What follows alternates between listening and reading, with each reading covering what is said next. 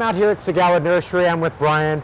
Brian, there are so many focal points that we can put in pots and containers, and we're just looking around, and the amount of grasses that you guys carry is a lot. There's a lot of grass, especially choices of grasses. You know, they're coming out with the grass, and then like everything else, a couple other right behind it that come in yellow or blue. But yeah, what other way for a different contrast of foliages? You know, you get the different habits or things. You know, I'd say the only downfall would be some of these are kind of go deciduous in the winter, right, and have a little slow time waking up.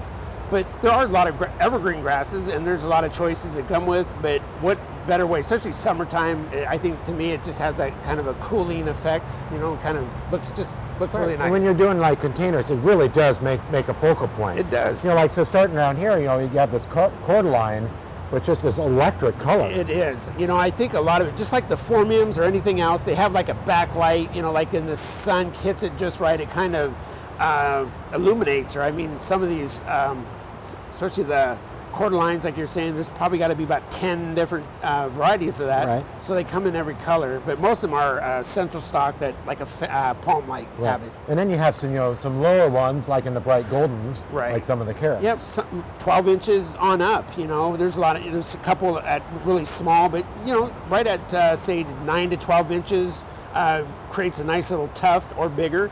And then you can see they come in yellow, blue, green. I mean, every color to offer.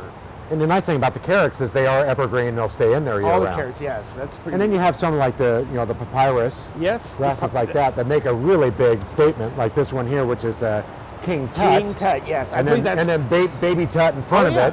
Right behind it, you got the dwarf one. Actually works well in water gardening too. You got to change the soil mix a little bit, but you know what easier way to create a little interest in the ponds, or you know, like to just add something different in right. around the. You know, and a lot of these will do, you know, a lot of full sun and add the focal point. But there's even some of the grasses that do well in the shadier areas.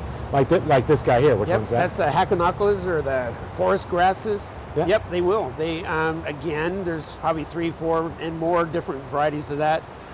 Most of them are like green and yellow, green and white, or you know, but a lot of them are just variegated with different colors to offer. Right. Yeah.